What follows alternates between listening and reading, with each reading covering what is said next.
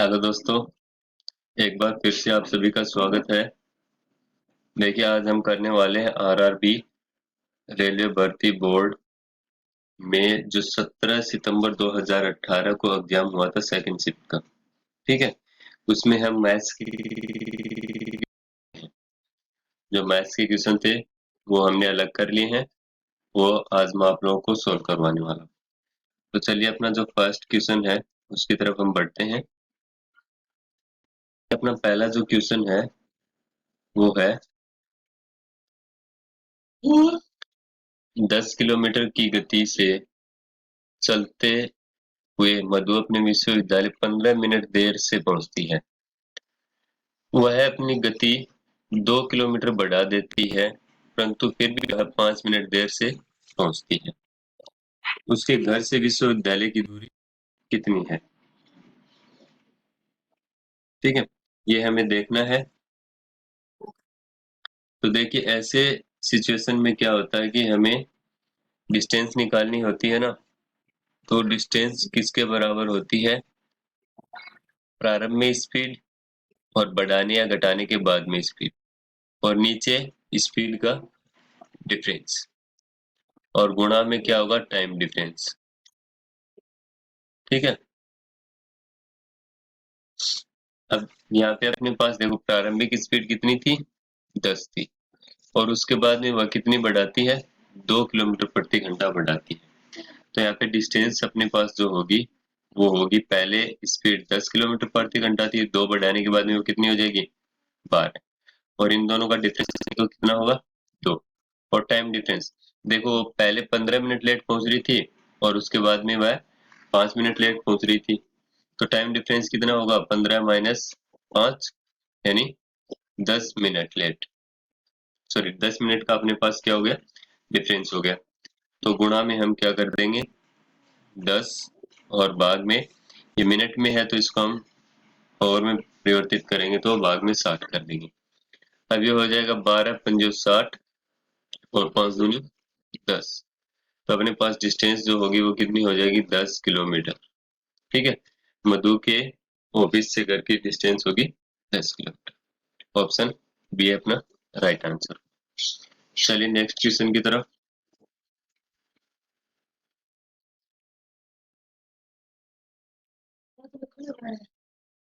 देखिए, अगला जो क्वेश्चन है अपने पास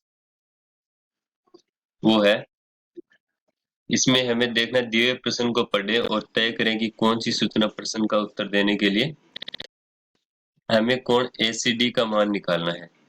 ठीक है, इस डायग्राम में कोण एसीडी का मान निकालना है। तो अपने पास इसमें दो चीजें दे रखी हैं। पहला तो ये डायग्राम है, ठीक है, और दूसरा एसीबी दे रखा है 180। ठीक है, तो अब देखिए, इस डायग्राम में ये जो एक्स डिग्री है, एक्स डिग्री है, ये क्या है? त्रिभुज एबीसी का बहिष्कोण है। ठीक है, और बहिष्कोण क्या होता है? दो अन्य अंतःविमुख कोणों के योगफल के बराबर। तो अपने पास एक्स डिग्री किसके बराबर होगा? 72 डिग्री प्लस 69 डिग्री। ठीक है, तो ये हो जाएगा 9 और 2 11, 7 और 6 13, और 1 14, 141 डिग्री। तो इसमें हमें दूसरा जो ऑप्शन है उसकी कहीं पे जरूरत पड़ी, सॉरी, दूसरा जो तथ्य है अपने पास उसकी कहीं पर जरूरत नहीं पड़ी। तो इसमें हम कह सकते हैं कि जो कथन पहला जो है वो हमें पर्याप्त है एक्स का मान निकालने के लिए, एसीडी का मान निकालने के लिए। तो अपना ऑप्शन नंबर 4 जो है वो राइट आंसर हो। ओके, चलिए नेक्स्ट क्वेश्चन की तरफ चलते हैं।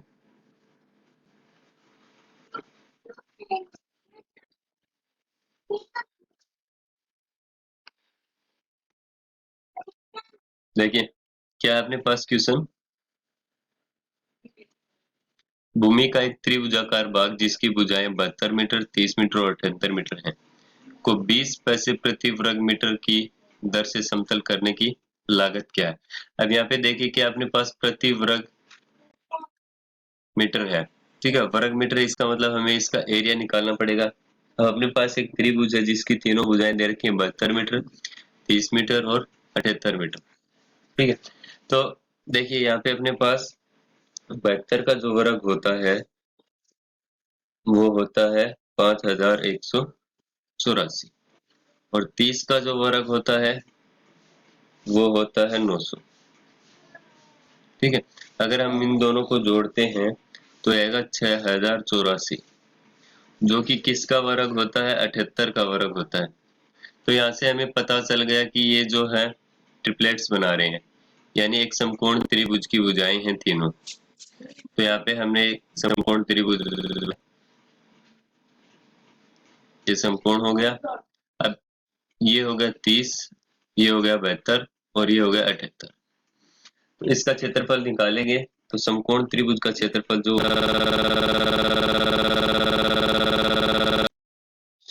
ठीक है। अब इसको अगर हम सोल्व करें तो 2 का भाग देंगे, ये होगा 36 और 36 को 30 से गुणा करेंगे तो अपने पास आ जाएगा मीटर स्क्वायर। ठीक है, ये त्रिभुज का क्षेत्रफल आ गया।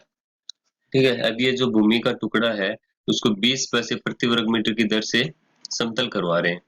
तो ये कितना हो जाएगा, 1080 गुणा 20 पैसे हैं तो इनको हम रुपए में बदल लेंगे, 0.20। ठीक है, और इनको अगर हम गुणा करते हैं तो अपने पास आएगा 216, तो रुपए हो जाएगा और राइट आंसर होगा अपना ऑप्शन नंबर 1। ठीक है, चलिए नेक्स्ट क्वेश्चन की तरफ।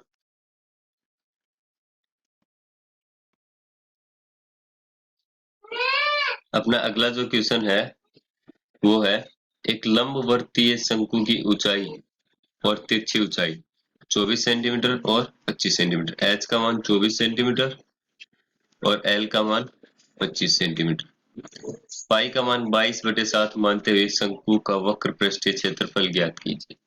अब शंकु होता है अपना इस तरीके से।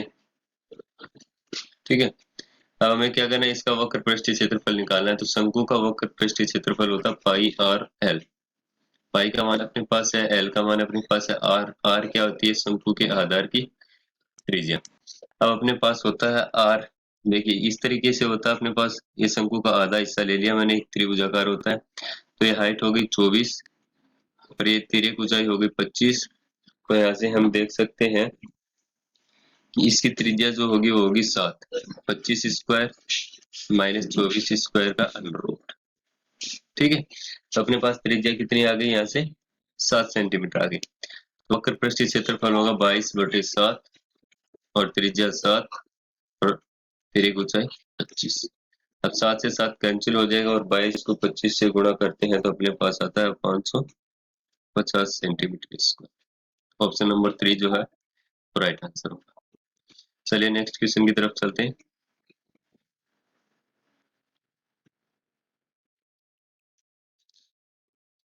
देखिए अगला जो क्वेश्चन है वो है अपने पास 16, 24, 36, 52 और 54 का लेस है। ठीक है, लघुत्तम समापवर्तक निकालना है हमें। तो हम दो तरीके से कर सकते हैं इनका, हम सीधा करेंगे इनका अभाज्य गुणनखंड करके। तो 16 का अभाज्य गुणनखंड होगा 2 की पावर 4। ठीक है, 24 का अभाज्य गुणनखंड कितना होगा, 2 की पावर 3 यानी 8 3 24। फिर 36 का हम निकालेंगे तो ये हो जाएगा 4 नीम 36 यानी 2 की स्क्वायर और 3 की स्क्वायर। फिर हम निकालेंगे 52 का, तो ये होगा 26 दूनी 52, ये 13 चौके 52, तो 2 की स्क्वायर गुणा 13 और बच गया अपने पास 54। 54 का जो होगा वो होगा 27 दूनी 54 यानी 2 गुणा 3 की क्यूब। ठीक है, अब हम क्या करेंगे, इन सब में 2 3 जितने भी अपने पास संख्याएं आ रही हैं उनका हाईएस्ट पावर लेंगे। तो 2 आ रही है, 2 का हाईएस्ट पावर कितना अपने पास 4, तो जगह 2 की पावर 4 गुणा में 3 आ रहा, 3 की हाईएस्ट पावर कितनी है 3 और 13 आ रहा, 13 की हाईएस्ट पावर कितनी है 13। ठीक है, अब इनको अगर हम गुणा करते हैं तो ये 3 की पावर 3 और 2 की पावर 4 यानी ये होगा 16 गुणा 27 और गुणा 13। और 16 और 27 को अगर हम गुणा करते हैं तो ये आएगा 432 और गुणा में 13 और 432 को हम 13 से गुणा करते हैं तो 5616 हो जाएगा। ठीक है, तो ये जो अपने पास संख्याएं दे रखी है इनका लैस लघुत्तम समापवर्तक या एलसीएम जो बोलते हैं वो कितना होगा 5616। चलिए नेक्स्ट क्वेश्चन की तरफ। देखिए अगला जो क्वेश्चन है बहुत इजी है, अलजेब्रा का है। इसमें क्या है, a माइनस वन अपॉन ए बराबर 7 है, तो ए स्क्वायर प्लस वन अपॉन ए स्क्वायर। देखिए ऐसी स्थिति में अपने पास सीधा फॉर्मूला होता है इसका। अगर अपने पास a माइनस वन अपॉन ए बराबर के है, तो ये होगा ए स्क्वायर प्लस वन अपॉन ए स्क्वायर, किसके बराबर होगा, के स्क्वायर प्लस 2 के। ठीक है, तो यहाँ से हम देखें ए स्क्वायर प्लस वन अपॉन ए स्क्वायर बराबर के की जगह क्या अपने पास 7 है ना, तो हम करेंगे 7 का स्क्वायर प्लस 2, यानी 49 प्लस 2, और ये हो जाएगा 51। ऑप्शन 1 अपना राइट आंसर। चलिए नेक्स्ट क्वेश्चन की तरफ चलते हैं।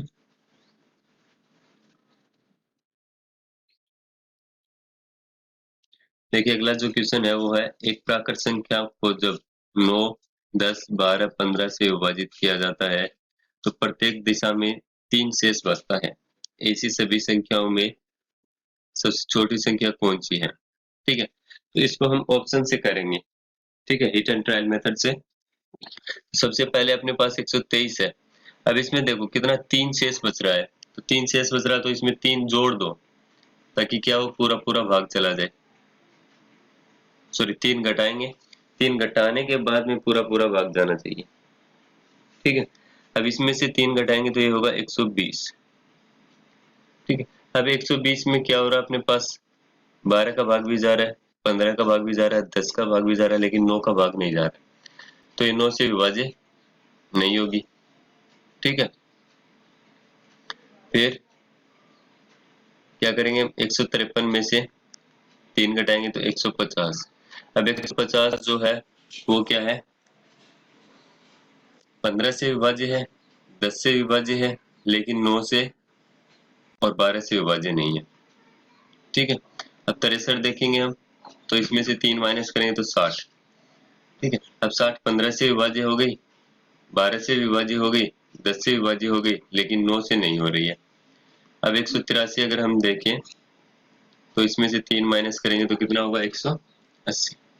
ठीक है, अब 180 15 से भी विभाज्य है, 12 से भी विभाज्य है, 10 से भी विभाज्य है, और 9 से भी विभाज्य है। तो इसका मतलब ऑप्शन नंबर 4 जो है वो अपना राइट आंसर होगा। चलिए नेक्स्ट क्वेश्चन की तरफ चलते हैं।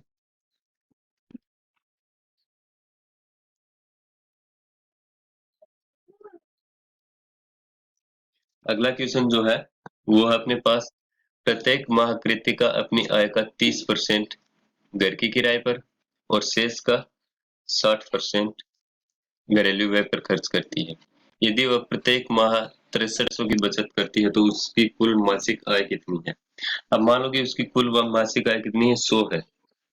ठीक है, 100% है, उसमें से वो क्या कर रही है, 30% जो है किराए के लिए। ठीक है, और शेष का 60%, यानी 100 था उसमें से 30 उसने किराए के लिए दे दिया, और शेष कितना बच गया अपने पास, 70 बच गया। अब 70 का 60% घरेलू व्यय पर खर्च करती है, तो प्लस में खर्च कितना हुआ, 70, और इसका 60% निकालेंगे तो ये हो जाएगा। अब ये 100 में से घटाने के बाद में उसके पास कितने रुपए बच रहे हैं, 6300 रुपए, यानी ये किसके बराबर होगा फिर अपना, 6300 रुपए, 6300 रुपए के बराबर। तो ये हो जाएगा 100 माइनस, अब इसको काटते हैं तो 2 जीरो से 2 जीरो कैंसिल हो जाएगा, और 30 प्लस 42 ये हो जाएगा 72, और बराबर होगा 6300। सॉरी 6300 लिखता हूँ मैं इनको।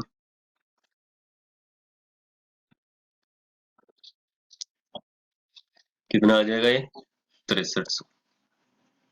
ठीक है, अब यहाँ पे कितना बचेगा फिर, ये 28, और 28 किसके बराबर होगा, 6300 के।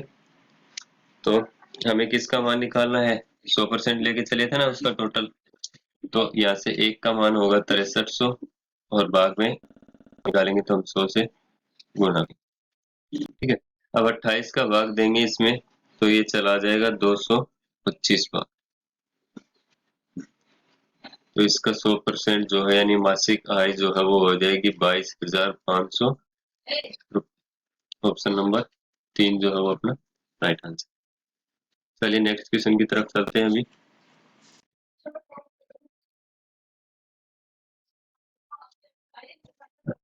देखिए नेक्स्ट क्वेश्चन जो है अपने पास वो है एक आयत की लंबाई और चौड़ाई का अनुपात 3:1 है। इसका परिमाप, अब देखिए परिमाप क्या होता है, 2 गुणा लंबाई प्लस चौड़ाई। ठीक है, तो ये किसके बराबर है, 96 मीटर के बराबर। तो यहाँ पे लंबाई कितनी ले रहे हैं हम, 3, और चौड़ाई 1, इनका अनुपात जो है वो यूज करें। ठीक है, तो इनका अनुपात अगर हम यूज करें,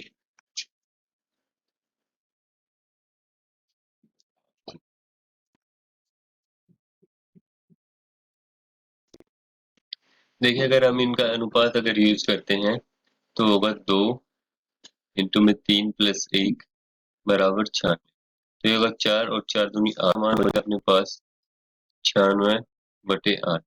ठीक है, 12 इंटू 96, एक का मान हुआ अपने पास 12। तो हमें क्या करना है, इसकी लंबाई कितनी होगी, लंबाई का अनुपात कितना है, 3। अब एक का मान 12 है तो 3 का मान कितना होगा, 12 गुना 1 यानी 36 मीटर।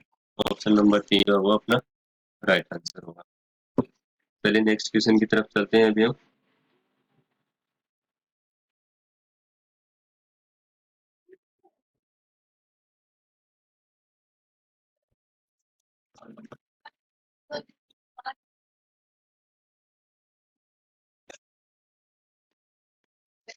देखिए इसमें हमें क्या दिया है, x प्लस वाई बराबर 3, एक्स वाई बराबर 2 है, तो X cube minus Y cube का मान ज्ञात करें। ठीक है, अब देखिए अपने पास फॉर्मूला होता है a minus B, A cube minus B cube का। वो होता है a माइनस बी का whole cube plus 3ab into A minus B. ठीक है, ये हो गया। अब इसमें देखिए अपने पास x प्लस वाई दे रखा है, लेकिन यहाँ पे हमें x माइनस वाई चाहिए। तो देखिए इसके लिए अपने पास फॉर्मूला होता है, अगर x प्लस वाई बराबर के हो तो x माइनस वाई जो है वो क्या होगा, अंडर रूट के स्क्वायर माइनस 4xy होगा। ठीक है, तो यहाँ पे ये होगा के, x प्लस वाई की जगह अपने पास देखो कितना होगा, 3। तो x माइनस वाई हो जाएगा अपने पास अंडर रूट 3 का स्क्वायर माइनस 4 गुना एक्स वाई का मान 2 है। तो एक्स माइनस वाई जो है वो अपने पास हो जाएगा 1। ठीक है, तो इसमें अगर हम मान रखें अब अपना, तो A cube minus B cube यानी ये होगा X cube minus Y cube बराबर होगा ए माइनस बी का होल क्यूब 1 का क्यूब। ठीक है, प्लस 3 इंटू ए बी यानी 3xy, एक्स वाई का मान अपने पास है 2, तो 3 गुणा 2 और इंटू में ए माइनस बी। अब ए माइनस बी जो है वो अपना कितना आ रहा था, एक्स माइनस वाई, तो हो जाएगा X cube minus Y cube बराबर 1 प्लस 3 दूनी 6, तो ये हो जाएगा 7। ऑप्शन नंबर 4 जो होगा वो अपना राइट आंसर। चलिए नेक्स्ट क्वेश्चन की तरफ चलते हैं।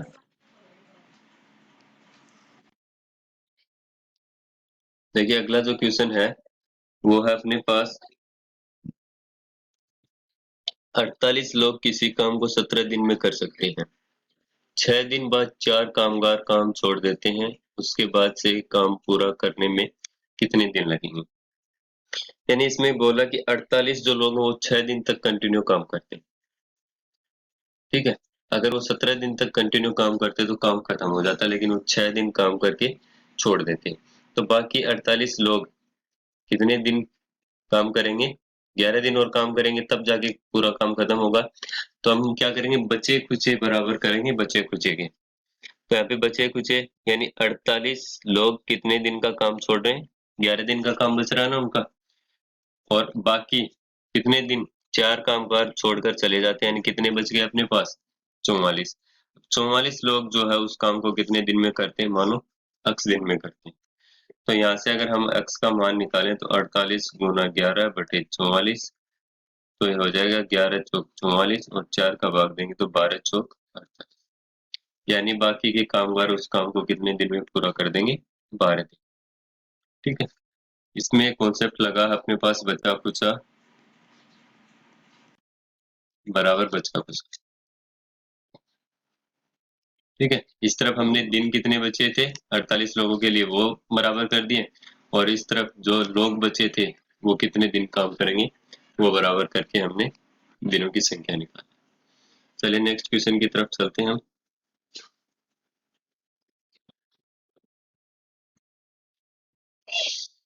देखिए अगला जो क्वेश्चन है वो क्या है, बोर्ड ने उस क्वेश्चन को रद्द कर रखा है। ठीक है, this question is ignored for all candidates. ठीक है, तो हम इसको सोल्व नहीं करेंगे, अगले क्वेश्चन की तरफ चलते हैं।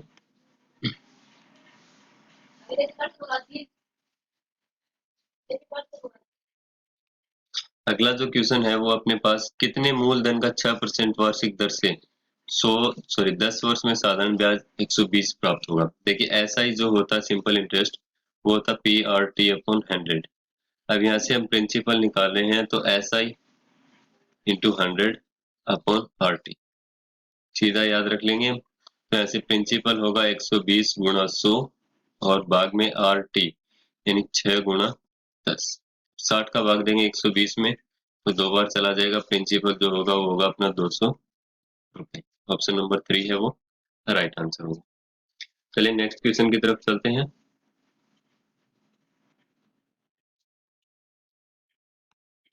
इसमें है 7 की पावर 21, 7 की पावर 22, 7 की पावर 23, 7 की पावर 24 को 25 से विभाजित किया जाता है तो शेष क्या बचेगा। ठीक है, अब देखिए ये प्लस में है सभी, अगर इन सब में हम क्या करें 7 की पावर 21 कॉमन ले लें तो यहाँ पे कितना बचेगा 1। फिर आगे बचेगा 7 की पावर 2। ठीक है, सॉरी, अगर 21 कम लेते हैं तो यहाँ पे 7 की पावर 1 ही बचेगा। ठीक है, 7 की पावर 1 बचेगा अपने पास, प्लस दूसरे पे बचेगा 7 की पावर 2 और तीसरे में इसमें 7 की पावर 24 में अगर 21 हम कॉमन ले लेते हैं तो 7 की पावर 3 बचेगा। आगे ये होगा 7 की पावर 21, ये 8 प्लस 49 और प्लस 7 की क्यूब होता है 343। ये हो जाएगा 7 की पावर 21, अगर हम इनको जोड़ते हैं तो ये आता है 400। ठीक है, और इसमें क्या करें 25 से भाग दे रहे हैं तो इसको हम 25 से भाग देंगे तो कितना होगा, कितनी बार चला जाएगा ये 16 बार।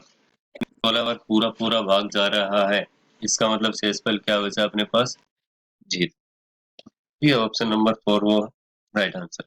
नेक्स्ट क्वेश्चन की तरफ चलें। देखिए अपने पास क्या है ये क्वेश्चन, रंजी किसी कार्य को 25 दिन में पूरा करता है जबकि अंजी इसे 20 दिन में। वे 5 दिन तक एक साथ कार्य करते हैं और फिर रंजीत छोड़ देता है। अंजी शेष काम को खत्म करने में कितने दिन लगाएगा। ठीक है, तो हमें देखना है ये। तो यहाँ पे देखिए अपने पास हमने ले लिया रंजीत 25 दिन में काम करता है और अंजी 20 दिन में। हम टोटल काम लेंगे इन दोनों की क्षमता की, सॉरी इन दोनों का एलसीएम ले लेंगे तो हो जाएगा 100। इसकी क्षमता 4 होगी और इसकी क्षमता कितनी होगी 5 होगी। ठीक है, अब यहाँ से करें लगातार 5 दिन काम करें दोनों, तो दोनों की क्षमता कितनी हो जाएगी 9। और अगर ये 5 दिन काम कर रहे हैं तो ये क्या होगा फिर 45 काम कर देंगे। ठीक है, अब 45 काम करने के बाद में रंजीत काम को छोड़ देता है तो टोटल काम में से हम 45 घटा देंगे तो बचा हुआ काम कितना होगा अपने पास 55 यूनिट। अब जो 55 यूनिट है वो कौन कर रहा है, सिर्फ अंजी कर रहा है तो उसकी क्षमता कितनी है 5। तो 55 यूनिट को 5 से हम भाग देंगे तो बचे हुए काम को अंजी को करने में कितने दिन लगेंगे 11 पंजो 55, यानी ऑप्शन नंबर 4 जो है वो अपना राइट आंसर। चलिए नेक्स्ट क्वेश्चन की तरफ।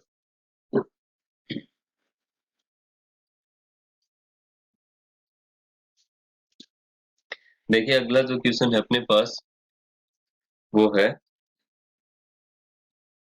दो संख्याओं का लसाअ और मैसाअ। ठीक है, एलसीएम और एचसीएफ। ठीक है, ये दे रखा है, यदि एक संख्या 672 है तो दूसरी संख्या ज्ञात कीजिए।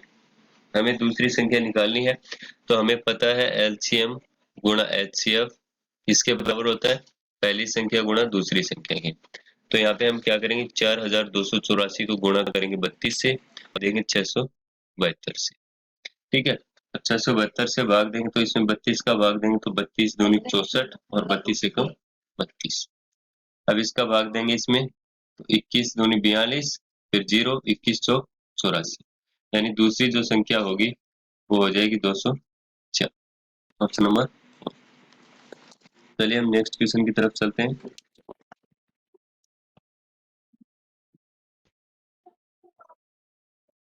देखिए इसमें क्या है अपने पास,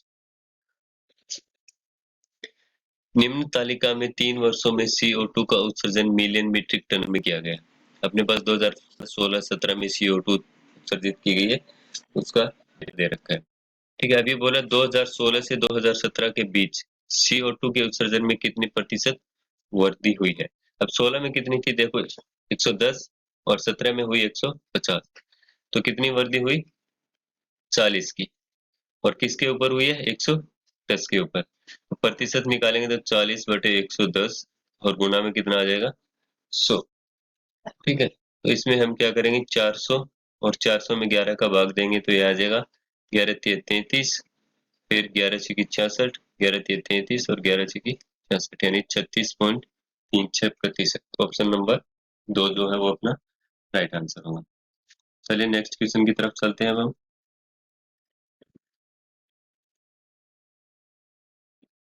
देखिए कि अपने पास दो सहअभाज्य संख्याओं a और b का लघुत्तम समापवर्तक क्या हुआ।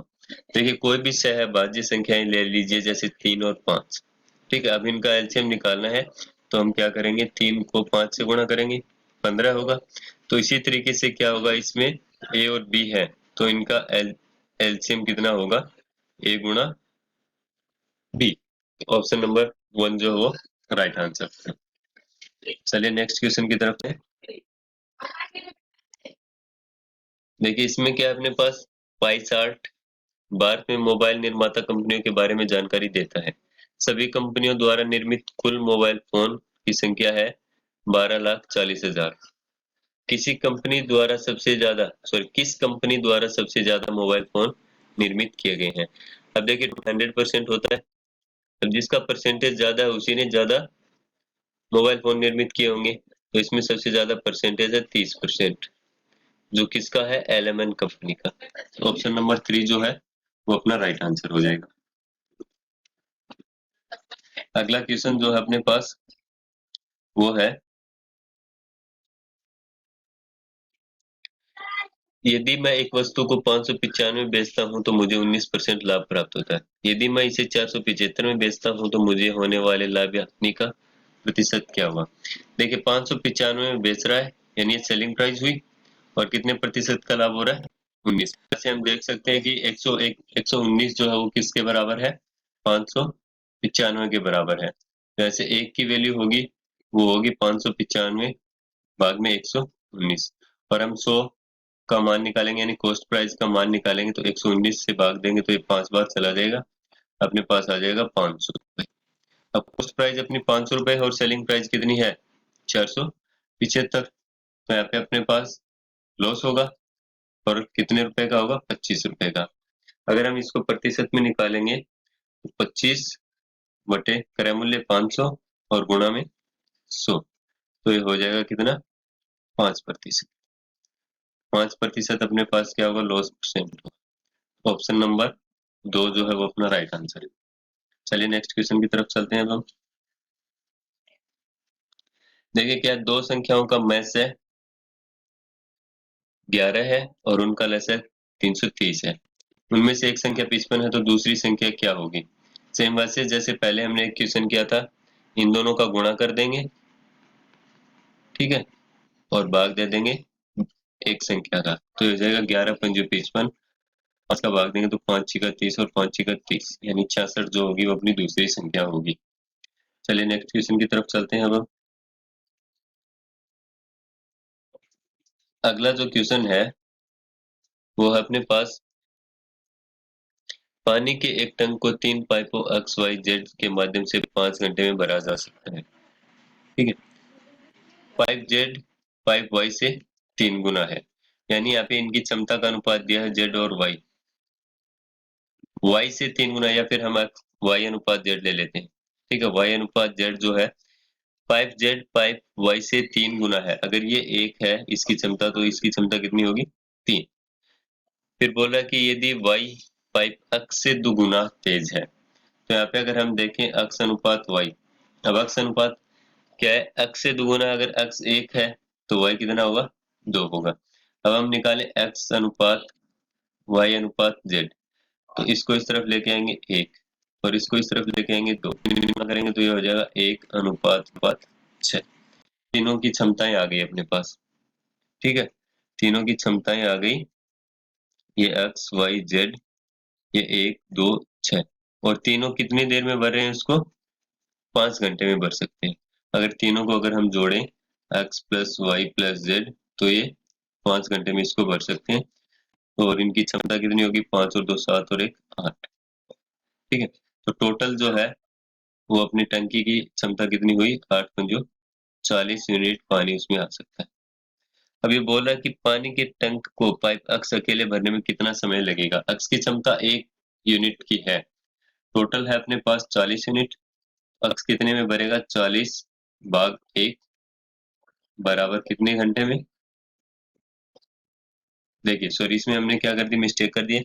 ये 6 और 2 8 और 1 9 होगा ये। ठीक है, तो यहाँ पे 9 आएगा अपने पास। तो इसकी क्षमता कितनी होगी? 45 होगी टोटल। एक और एक कितने घंटे में भर देगा? ऑप्शन नंबर 4 जो है वो अपना राइट आंसर हो। नेक्स्ट क्वेश्चन की तरफ चलते हैं।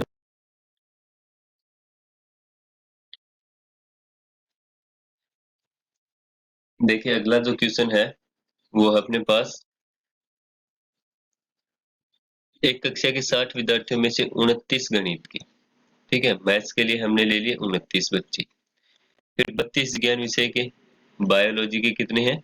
32 बच्चे चयन करते हैं तथा 8 विद्यार्थियों ने इन दोनों विषयों में से किसी का भी चयन नहीं किया। ठीक है, तो टोटल 60 थे और उनमें से 8 बच्चे ऐसे हैं कि उन्होंने कोई भी विषय नहीं लिया, यानी कि 52 बच गए।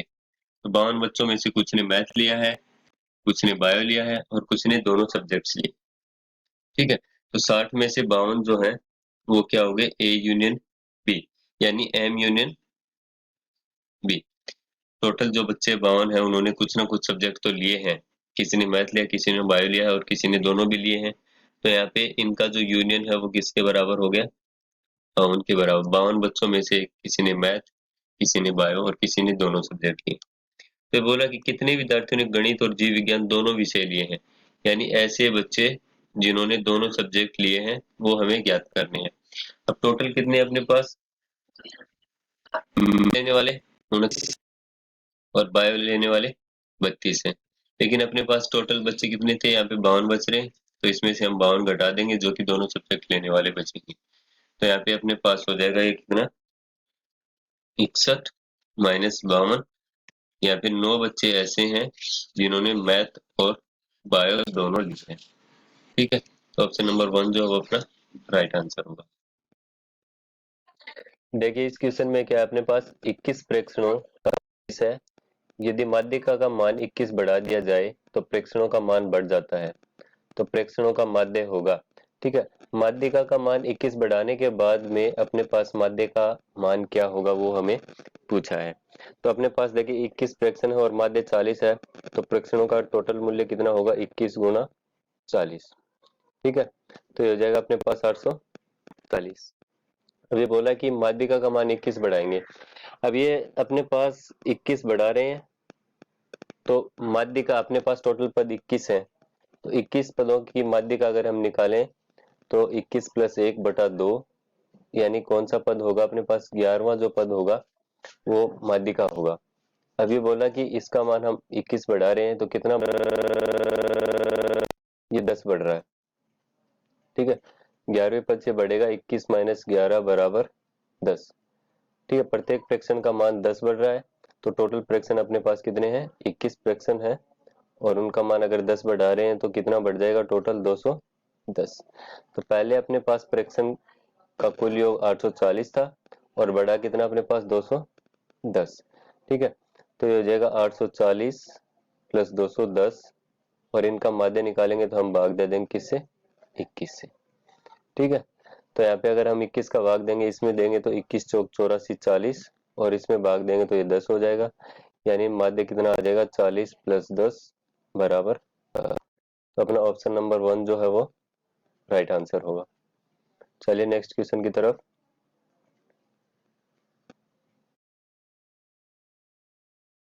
इसमें हमें क्या करना है, देखिए सरलीकरण है इसमें। तो हम इसमें करेंगे, पहले 55 में 11 का भाग देंगे तो 5 हो जाएगा, फिर प्लस यहाँ पे 18 में से 6 घटाएंगे तो 14 और गुणा में 9, और ये 12 होगा। ठीक है, तो 5 प्लस 12 निम्मा 108 और ये हो जाएगा 113। तो राइट आंसर होगा अपना ऑप्शन नंबर 1। ठीक है, अपने सभी क्वेश्चंस कंप्लीट हो गए हैं। तो आप लोगों को इसकी पीडीएफ मिल जाएगी डिस्क्रिप्शन में, विद आंसर और without answer. Thank you, bye.